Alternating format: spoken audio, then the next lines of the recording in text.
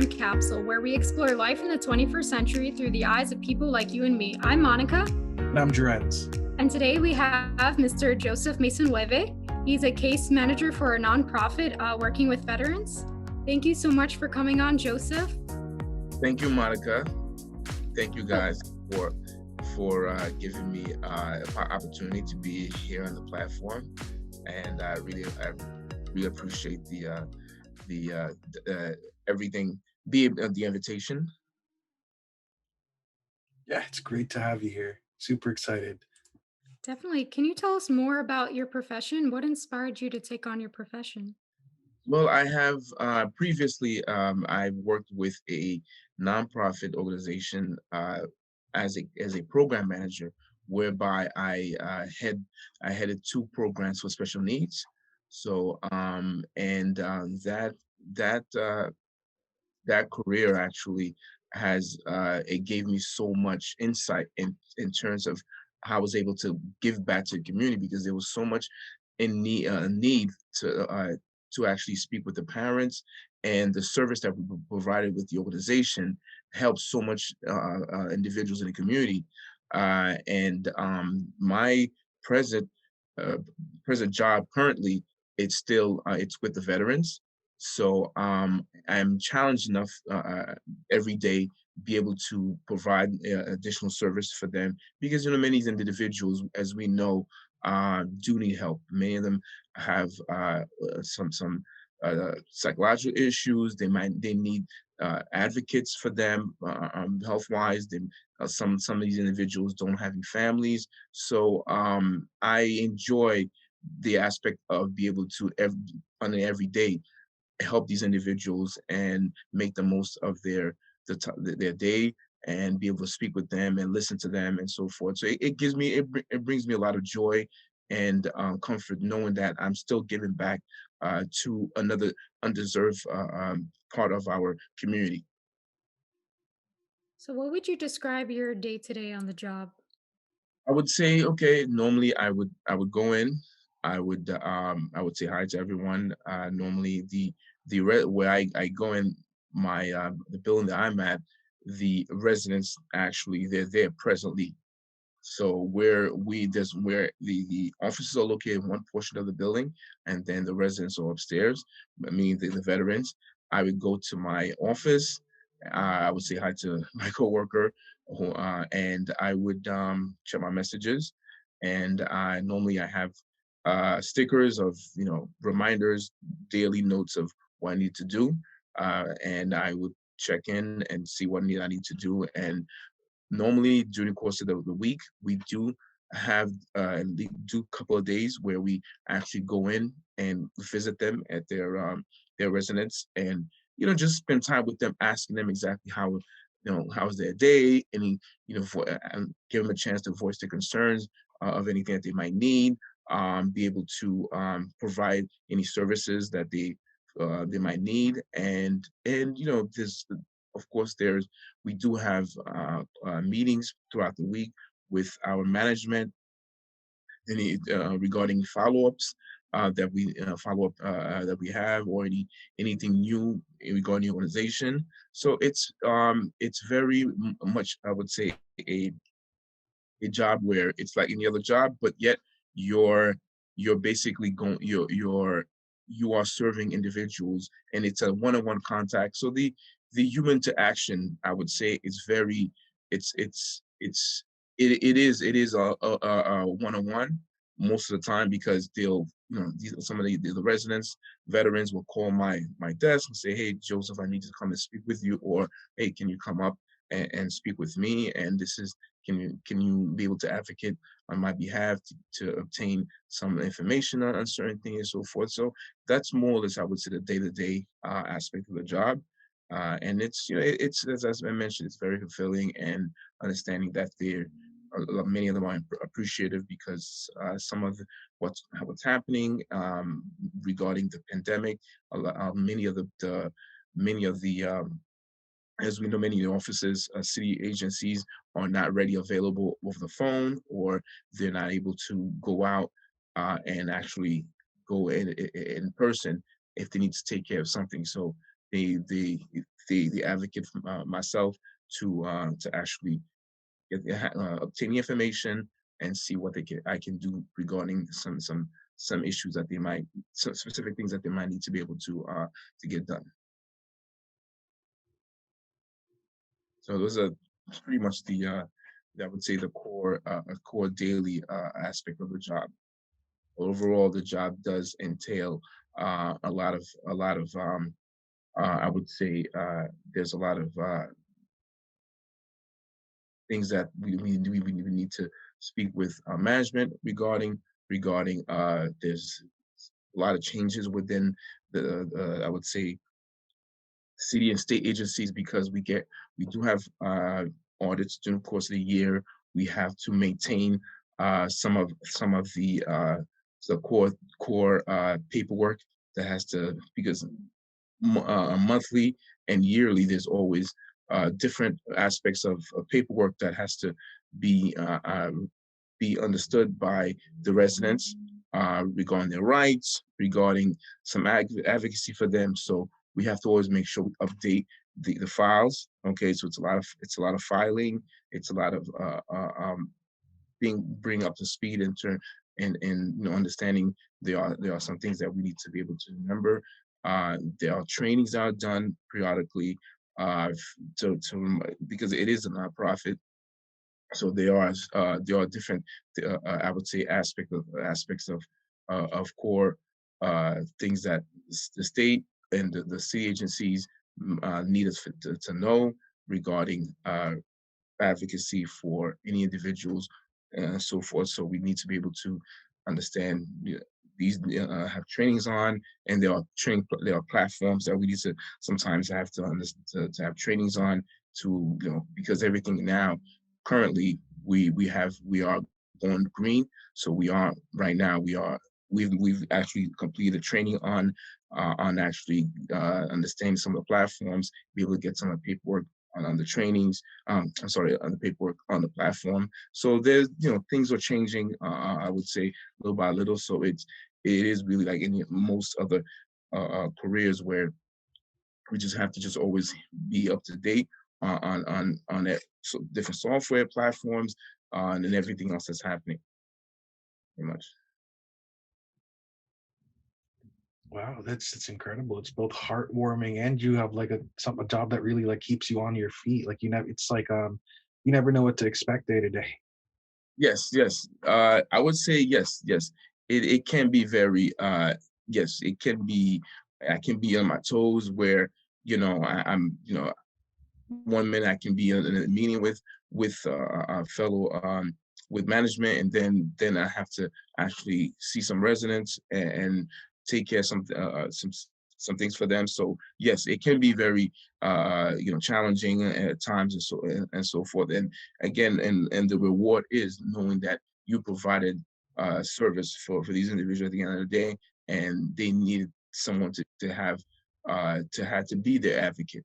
Many times, I had to have clients where their families are not around. The families live elsewhere outside of our city or our boroughs. So now that they're not able to come in and see that individual or meet those the needs that that individual has. So having an advocate on their behalf is definitely a plus for them, and many of them are very appreciative of having an advocate to help the loved ones.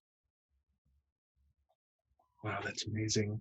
So we're gonna go a little off track here. Can you, let's say you were pursuing a different path, like this maybe wasn't let's consider an alternate reality where you did something totally different. Maybe this is a dream you had in your back pocket. What kind of career or profession would you be taking on, and why would you be doing it? I've if I was a case manager, I would I would be an entrepreneur. But the entrepreneurship would have it would be, I would say it'd be under the umbrella. Well, I have so many different things I am interested in and that I'm actually dabbling in, and I would put those things under entrepreneurship because I've really come to realization that entrepreneurship is there's so much that for me, rewarding entrepreneurship. And real estate is something that I've come to. I have a license. I'm a licensed realtor. I have I've been a licensed realtor for the past 2 years.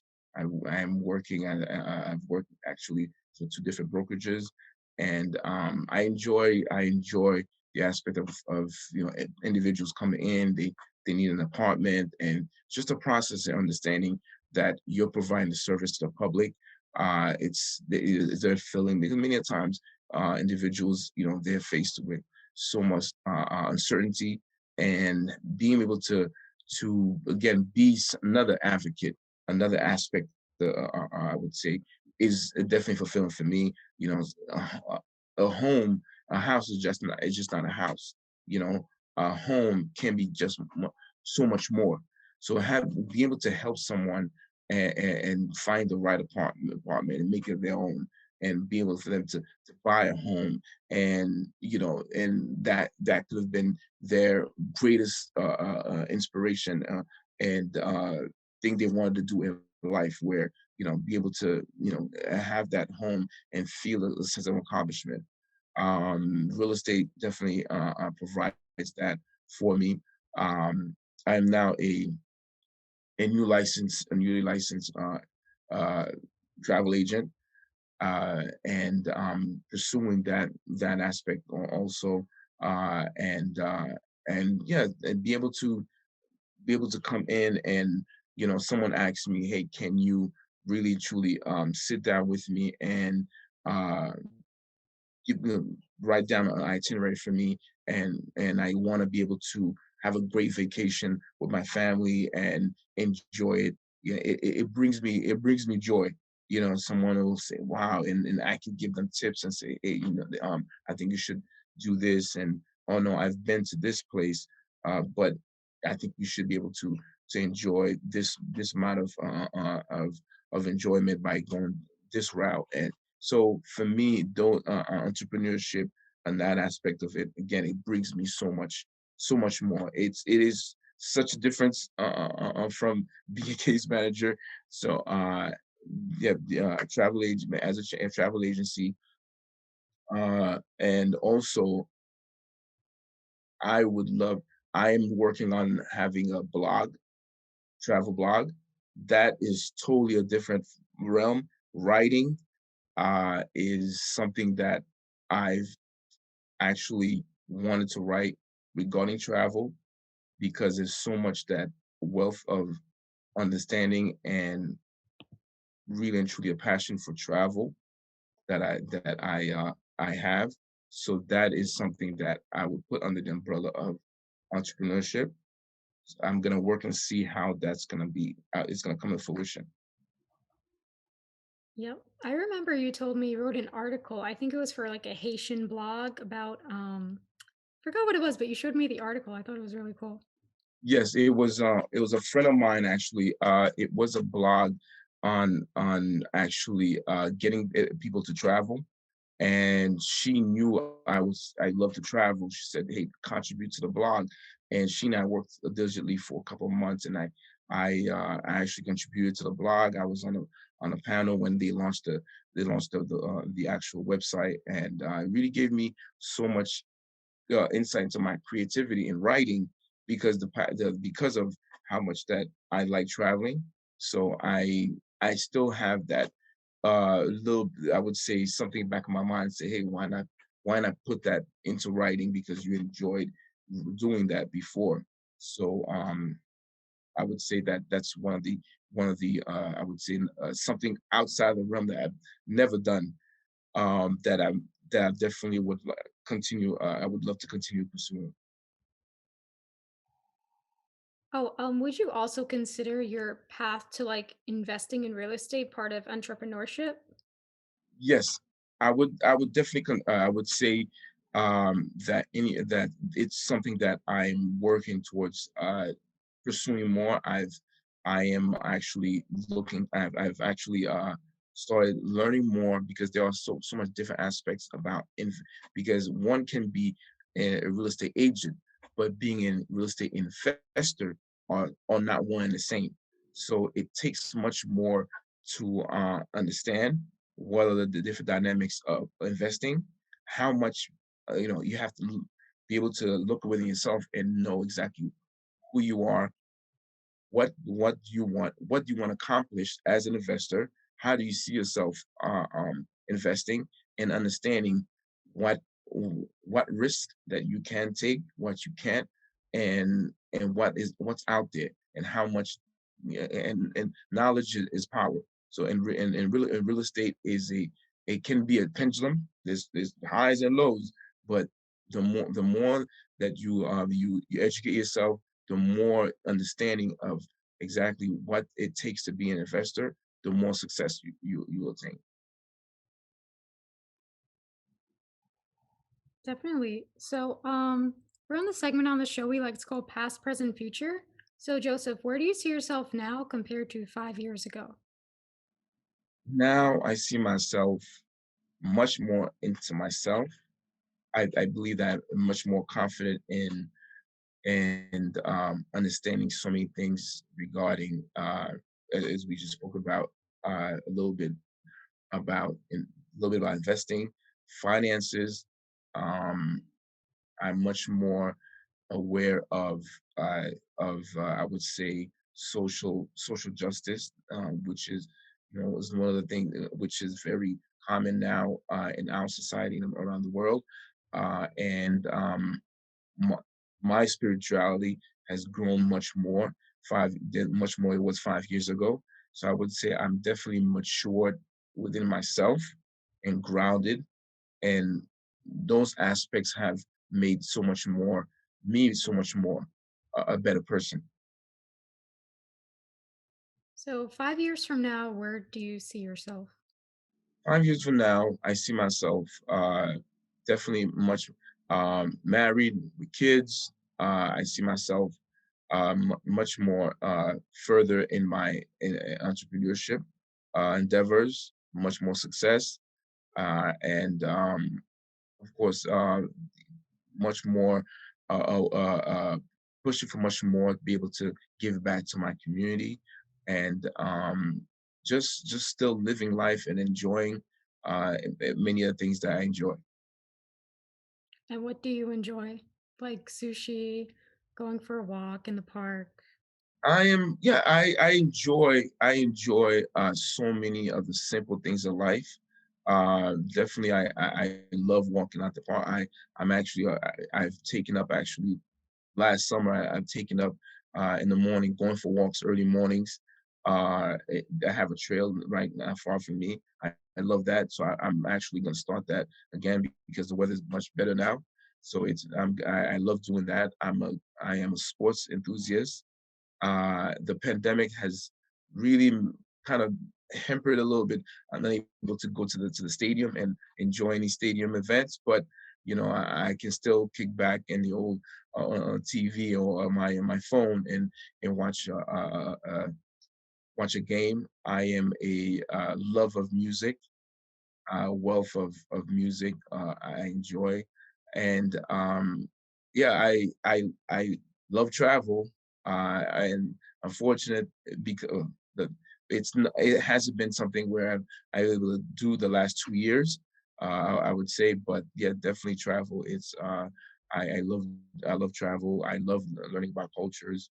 So and I just love people for most part, kicking back with family, friends, spending time with them, and just learning about the world in general. I would say, and I just started reading more again, reading more, and that is something that I enjoyed for a long time, and I'm glad I picked it up again.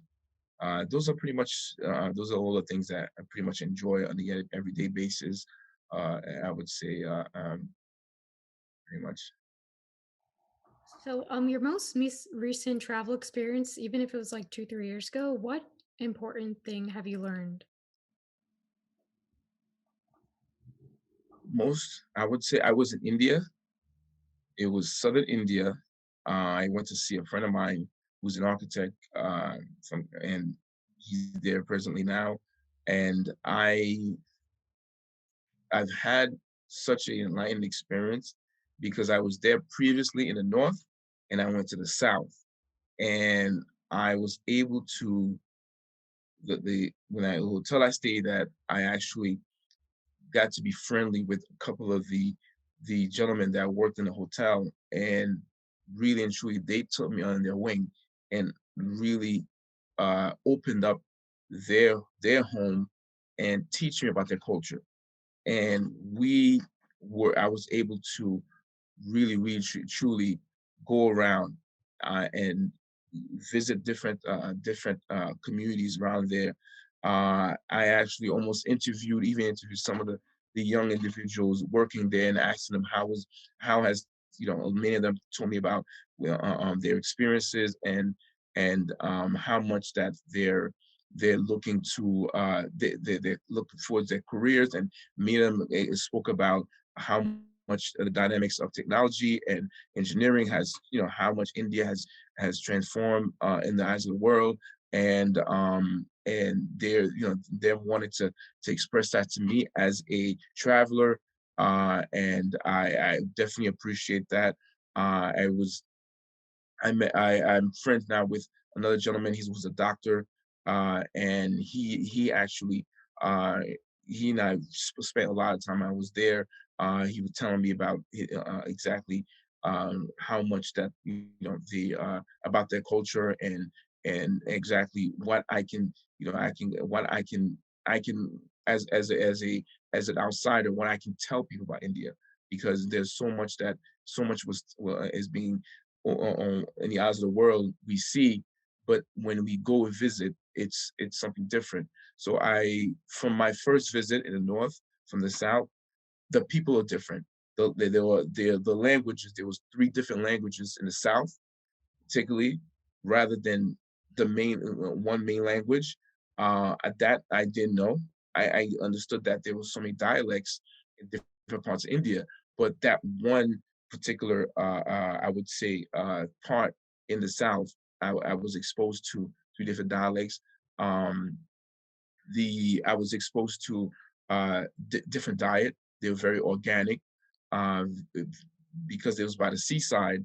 Very much so, they ate mostly seafood. So my eyes were open in in that part of India, and understanding that the culture, the language, life itself was different from how I experienced it previously. So it really opened my eyes and changed my outlook on understanding a place that we could consider a continent, somewhat almost. Understand there's so much different aspects of it in each part of the actual country.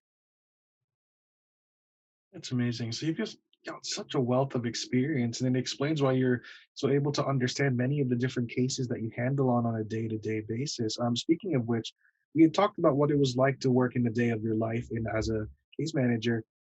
What principles would you say you live your life by?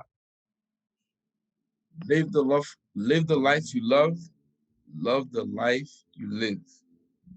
Oh, I love that. Okay. Um, Loosely translated, I would say live the life that you love that brings you fulfillment. Live the life that you love that um that brings you joy. Live the life that you love that brings consistency. Okay. That philosophy for me has culminated me to understand that um it's the little things. It's how much you bring like they say, to the table. How you can affect people around you.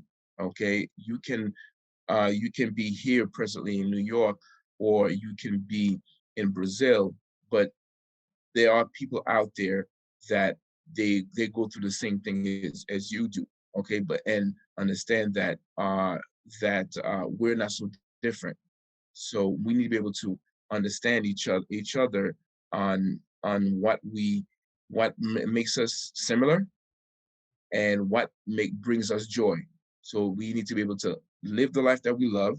If we, every day seeing friends, speaking to family, going out to jog, live the life that we live. We need to be able to live life because living life brings us joy and fulfillment and abundance. So, speaking of fulfillment, what would you say you're grateful for? I'm grateful for my health.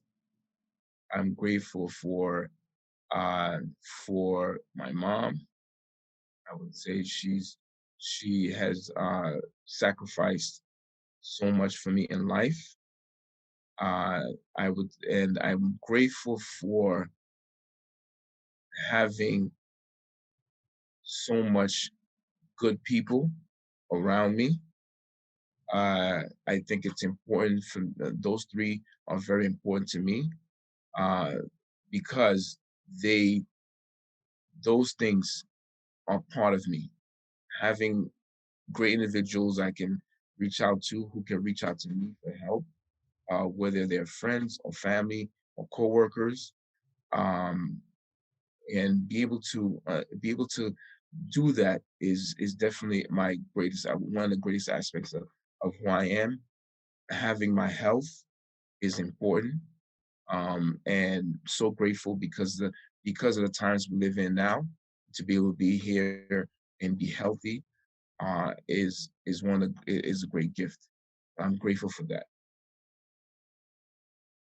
That's wonderful. Yeah, and especially during these tough pandemic times, health is something that I think a lot of people have taken for granted. And I remember 5 years back, like nobody, I don't remember people being as hardcore about, like, for example, washing their hands like as they are now. Now we have advertisements all over the place. Like, make sure you're singing the alphabet as you're washing your hands. Make sure you're doing this to stay in good health. And so it's like we always take things for granted, but it's so great that for those things that you said to be grateful for those because those kind of things we tend to forget. Yes, yes, because we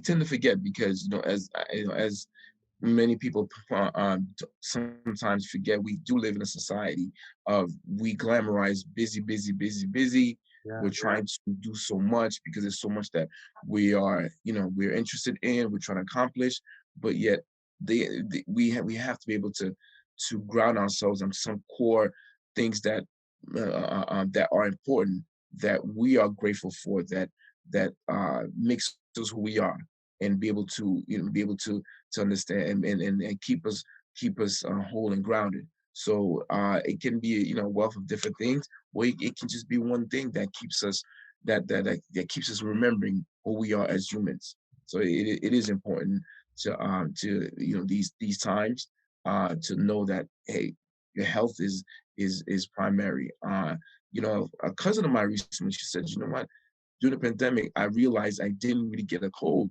She said, you know what, sanitizing is that important. And I said, yes, I saw that. I said, I myself noticed that. So yes, it's a very our awareness is very heightened now. And I hope that beyond the pandemic that we're still doing the same, we're still doing we're still having these habits and not changing. And but I'm hopeful that we are going to be better, and we are now than we are after the pandemic has gone and beyond the next few years. absolutely. Speaking of moving forward a few years, let's say this is the question of the show where we get the title from. If you were to leave something in a time capsule and people were to dig it up 100 years later, what would you put in there and why? For me, I would leave a few things. I know you asked me one, just a couple. Travel pictures, cards from loved ones, and I would say letters because um, they would see they would see how much those things are important to me. They would get a glimpse of who I am. Pictures would show I love traveling, that I enjoy understanding uh, understanding cultures and people. Letters would be just my way of expressing my emotions, and the cards, whether they're birthday cards or just really and truly expressing what's in my heart and who I'm trying to convey it to, or that moment. If it's a birthday card or Christmas card or sympathy card, just showing my emotion or showing my appreciation for that individual for that time. I would say that 100 years from now, they would get a glimpse of who I am and what was the most important things in my life that I would say made who I am, or at least a glimpse of how much of those things meant to me. Yeah, I like how you described the reasoning why you put what you are going to put in the time capsules, because a lot of people just say, I'm putting the Bible in. Okay, why? So, I mean, not everyone, but I like that you describe it, and I like that you describe like love letters, sympathy cards, and birthday cards. Like they can have different meanings for different occasions, or they can just be like the same. I don't know if I'm describing correctly, but you know how birthday cards you're celebrating, but sympathy cards, it's more of a time for mourning. But some people, depending on their mindset, can celebrate as a transition from, let's say, this world if you believe in the next world. Right, right, right. And these um yes, cards can mean so much to a person. Words we know can mean so much to a person. There's an appreciation that comes that the person remembered your birthday, that they remembered that you had a loved one that passed away, and that even if they're not there presently, but hey, you received that card in the mail, and that brings so much. It can be very uplifting, and also can bring a lot of enjoyment for that individual. And just and letters. I know we don't write letters anymore, but a text, that's a letter. That can be a short letter, an email. Those things are mine age. I would say mine age letters, and they can mean so much to someone, and by the words you say and what you convey in them. Definitely. So, Joseph, is there anything else that you like to share or to tell our viewers? Well, I definitely I appreciate I appreciate the invitation. I enjoyed my time. I think that the that time capsule is definitely is on its way to be a very a very interesting podcast, and I look forward to definitely tuning in to the channel and seeing exactly what are the different ideas that we brought out, different people, exactly what you guys are working on. I am gonna be definitely letting people know, and I enjoy my time here. Uh, Thank you. Thank you. well, Joseph, thanks so much for being a part of our time capsule. And thank you to our viewers for watching. Please make sure to like, comment, share, and subscribe. Tune in again next week to meet another amazing addition to our time capsule. All right, see you guys next time.